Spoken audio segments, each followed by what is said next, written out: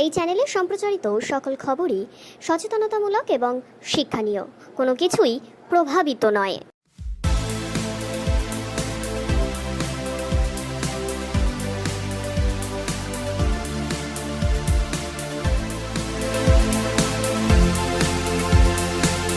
বর্তমানে আরজিকর হাসপাতালে যে পরিস্থিতি, সেই পরিস্থিতির জেরে কিন্তু একাধিক রকম ভাবে বিক্ষোভ শুরু হয়ে গিয়েছে।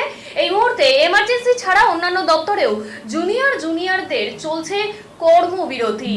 আরজিকর হাসপাতালে এই মুহূর্তে যে পরিস্থিতি তা একেবারেই বিক্ষোভের আকার নিচ্ছে।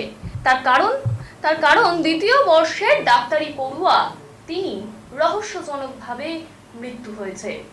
ঠিক কিভাবে ঘটেছে এই মৃত্যু, সেই নিয়ে উঠছে একাধিক প্রশ্ন, একাধিক আঙুল।